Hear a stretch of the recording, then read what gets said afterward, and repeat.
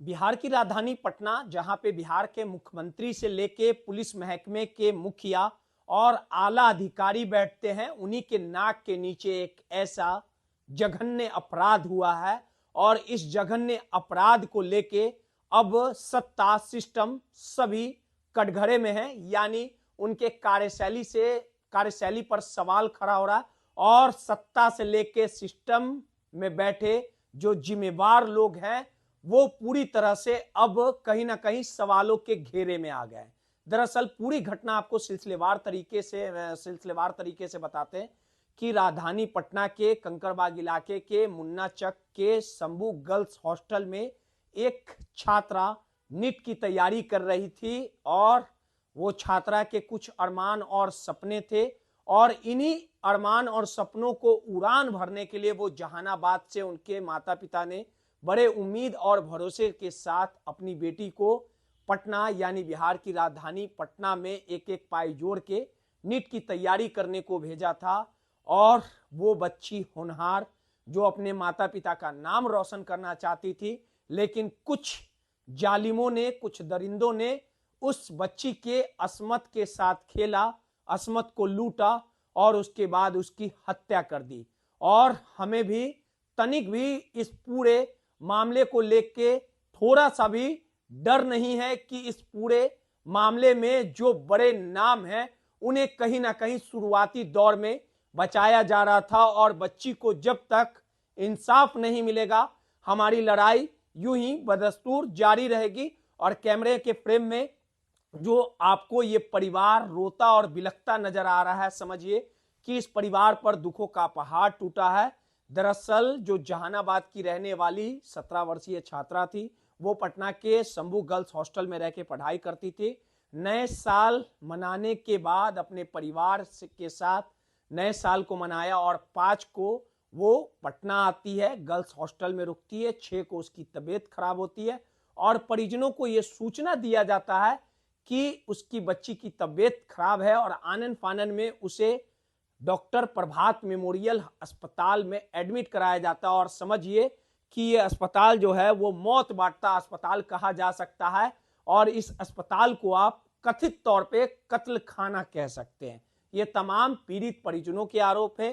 पीड़ित परिजनों को जैसे ही इस घटना की जानकारी मिलती है, पीड़ित परिजन जहानाबाद से दौड़ते दौड़ते पटना आते हैं और प्रभात मेमोरियल हॉस्पिटल में जैसे ही अपनी बच्ची को देखते हैं, उनके माता पिता और परिवार के लोग जो हैं वो फूट फूट कर रोने लगते हैं।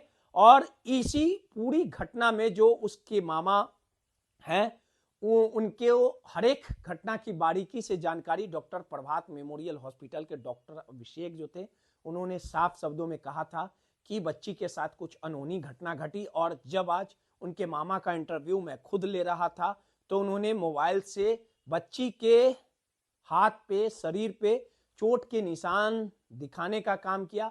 बच्ची की स्थिति लगातार गंभीर बनती चली गई और उस अस्पताल में जो मुख्य यानी सर्वोसर्वा जो डॉक्टर सतीश हैं उन पे गंभीर आरोप उनके परिवार के लोगों ने लगाया है। परिवार के मामा ने साफ शब्दों में कहा है कि बच्ची से लगातार मिलने नहीं दिया जा रहा था और सेक्सुअल असॉल्ट का जो मामला है यानी यौन शोषण का जो मामला, इससे इनकार नहीं किया जा सकता। इसको लेकर डॉक्टर प्रभात मेमोरियल हॉस्पिटल के तरफ से और वहां की गायनी डॉक्टरों के तरफ से हमेशा ये वक्तव्य दिया जा रहा था कि बच्ची के साथ कोई भी अनहोनी घटना नहीं घटी है, यानी उसके साथ कुछ गलत नहीं हुआ। और जब उसकी स्थिति ठीक नहीं हुई तब लगातार उसके परिवार वालों ने अपनी बच्ची को मेदांता अस्पताल ले गए, जहां पे 11 तारीख को बच्ची की मौत हो गई। और इस पूरे प्रकरण में जो जिम्मेवार पुलिस के आला अधिकारी है उनके तरफ से जो बयान दिया गया था कि बच्ची को जो सोने की दवा होती है उसका ओवरडोज, इस तरह की बातें पटना पुलिस की तरफ से दी गई थी। और जब इस पूरे मामले को लेके पटना के पीएमसीएच में बच्ची का पोस्टमार्टम हुआ और पोस्टमार्टम के बाद जब पीड़ित परिवार लगातार चीख चीख के अपनी बच्ची की इंसाफ और बच्ची के साथ हुई दरिंदगी के बारे में लफ्जों से, अपने वक्तव्य से, अपने बयान से वो बता रहे थे, तो उनके इस बयान को पुलिस सिरे से खारिज कर रही थी और जब पटना के पीएमसीएच में पोस्टमार्टम उस गुड़िया का हुआ, जब उसके शव को पटना के कारगिल चौक पर रख के परिजन इंसाफ की मांग कर रहे थे, तो समझिए कि पुलिस लगातार समझाने का प्रयास कर रही थी। लेकिन जो जो जो माता पिता ने अपनी बच्ची को खोने का काम किया, उसके तकलीफ और दर्द को आप समझ सकते होंगे कि उन्होंने कितनी कीमती चीज खोई है।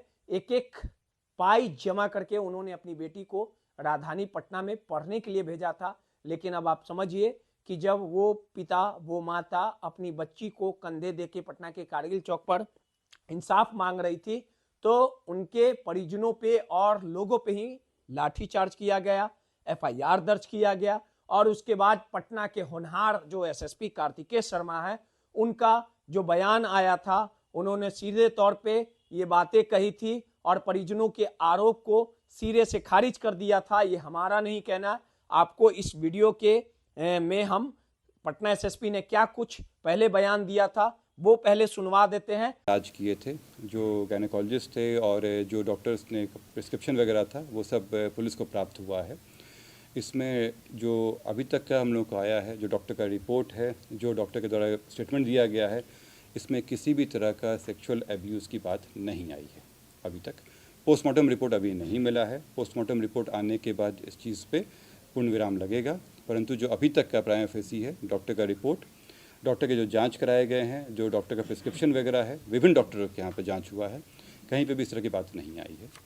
इसमें उनका जो मृतिका है, उनका जो फ़ोन हम लोग को मिला था, फ़ोन में बताया, जब हम लोगों ने सर्च हिस्ट्री देखा तो सर्च हिस्ट्री से ये दिखता है कि वो कुछ दिन पहले से सर्च कर रही थी कि नींद की दवाई से सुसाइड से संबंधित वो सर्च कर रही थी। उसमें साइनाइड वगैरह का भी इसमें ज़्यादा सर्च किया गया था।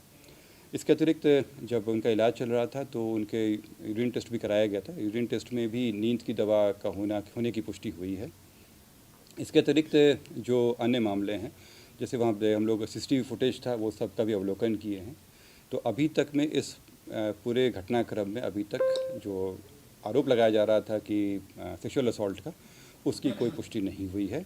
लेकिन पोस्टमार्टम रिपोर्ट आने के बाद ही इसमें क्लैरिटी आ पाएगी। लेकिन कल जो बवाल हुआ सर, मैं उस पर आता हूँ, मैं आता हूँ उस पर, नहीं, मैं आता हूँ उस पर, मैं आता हूँ उस बात पे। तो आपने सुना कि किस प्रकार से जिम्मेवारी पटना के एसएसपी ने निभाई। अमूमन इस तरह की घटनाएं जब पीड़ित परिजनों की तरफ से आरोप लगाया जाता है तो अमूमन पुलिस के आला अधिकारी पोस्टमार्टम रिपोर्ट के आने का इंतजार करते हैं।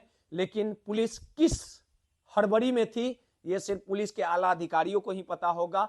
अब इस पूरे मामले में जो नया मोड़ आया है, यानी जो पटना पीएमसीएच का जो पोस्टमार्टम रिपोर्ट आया है, पोस्टमार्टम रिपोर्ट में आप साफ देख सकते होंगे कि किस प्रकार से लगातार सेक्सुअल असॉल्ट की बातें आई है, यौन शोषण की बातें आई है और बच्ची के जो शरीर पे चोट के निशान हैं। और जिस प्रकार से जो बड़े पत्रकार हैं, जो तमाम पीड़ित परिवार हैं, उन्होंने गंभीर आरोप लगाए। अब इस पूरे मामले में पटना एसएसपी का नया बयान भी आ गया है। पटना के एसएसपी के नए बयान को पहले आप सुन लीजिए कि किस प्रकार से जो आरोप को खारिज पटना के एसएसपी पहले कर रहे थे और जब पटना पीएमसीएच का पोस्टमार्टम रिपोर्ट आया उसके बाद एसएसपी ने आज बयान दिया।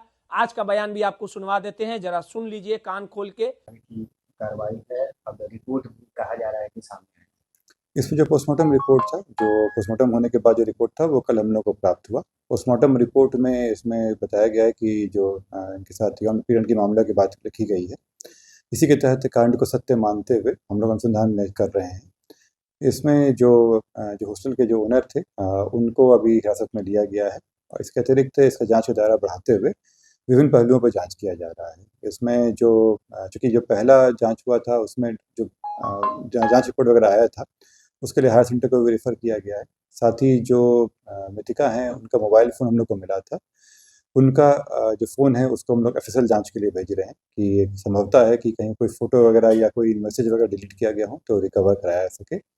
इसके अतिरिक्त हम लोग के जो अभी तक के जो उनकी एक्टिविटीज़ रही जहाँ वो गई हैं उन जगहों पे भी जांच कर रहे हैं कि इसमें जो विक्टिम रहेंगे, जो इसमें एक्यूज़ हैं, उन सब पे कार्रवाई हो सके। लगातार उनके परिजनों के द्वारा आरोप लगाए जा रहे हैं सर, आगे किस तरह से पुलिस की जांच बढ़ेगी? जिस तरह से हम लोग को एविडेंस प्राप्त होगा उस बेसिस पे ही कार्य होगा। जिस तरह का जो अभी तक पोस्टमार्टम रिपोर्ट आया है उसमें इस बात की पुष्टि की गई है, उसी तरह हम लोग अभी पढ़ रहे हैं और जब जिस तरह का एविडेंस अवेलेबल होगा उस हिसाब से कार्रवाई होगी। क्या जहानाबाद से भी जुड़ सकता है मामला? जैसे मैंने आपको बताया कि जो पीड़िता हैं वो 5 तारीख को यहाँ पे आई थी और 6 तारीख को वो वहाँ पे अचेत अवस्था में पाई गई थी।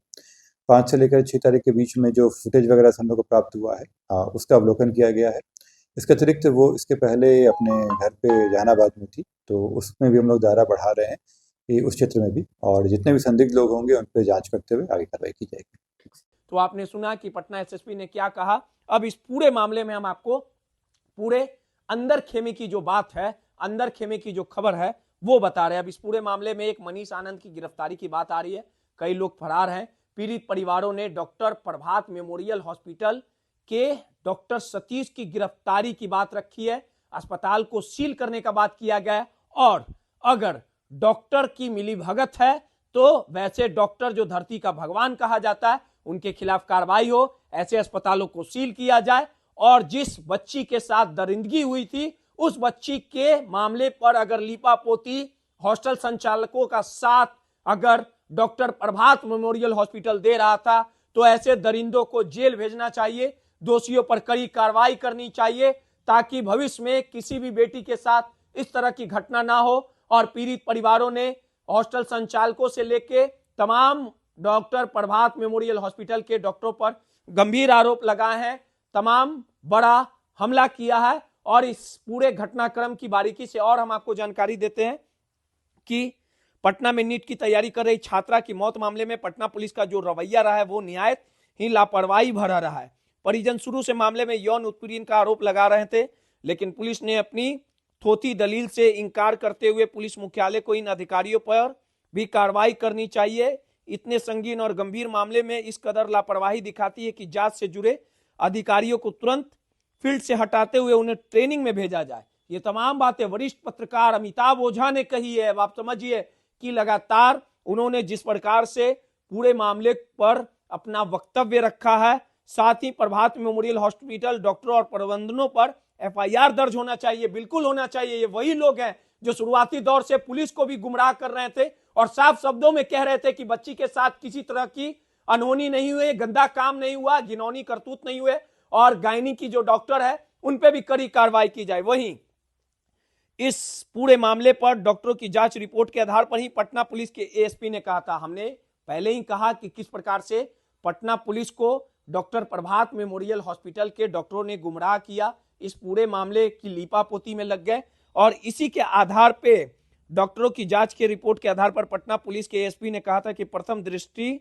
में यह मामला नींद की दवा खाने में मौत का है। शरीर पर, खासकर शरीर के अंदरूनी हिस्सों पर कोई चोट और जबरदस्ती नहीं है।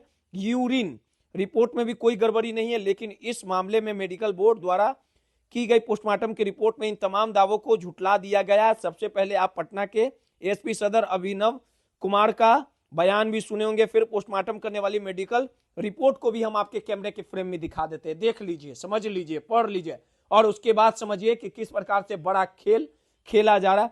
पोस्टमार्टम प्रशिक्षण विस्तृत विवरण बाहरी व आंतरिक। पहला, बाहरी चोटें, गर्दन के दाहिने हिस्से, लैटरल व पीछे की ओर कई अर्थ चंद्राकार नाखूनों के खरोच संघर्ष पाए गए। गर्दन पर सूखी खून जमी हुई पपड़ी मौजूद थी। घाव का आकार लगभग 0.5 सेंटीमीटर से 1.25 सेंटीमीटर था। दाहिना जुगुलर नस में भी छेद पंक्चर पाया गया। शरीर के अन्य भागों पर चोट के निशान, बाएं कंधे, क्लेविकुलर क्षेत्र, बाएं हाथ, बाएं जांघ, घुटने, भुजा, छाती और पीठ के विभिन्न हिस्सों पर नीले रंग के चोट नील पाए गए। कई जगहों पर खरोच, सूजन और गहरे घाव दर्ज किए गए। कुछ घाव हाल के हैं और कुछ पुराने प्रतीत हो रहे हैं। तीसरा, आंतरिक निष्कर्ष, दाहिनी जुगुलर शीत में गहरी चोट, गर्दन के आसपास के ऊतकों खून का रिसाव, शरीर में आंतरिक त्रस्ताव के संकेत, जन नांग संबंधी चोटें, जन नांग क्षेत्र में चोट के स्पष्ट निशान, योनि क्षेत्र में हालिया चोट व खून का जमाव, जबरन शारीरिक संबंध, बल का प्रयोग के संकेत।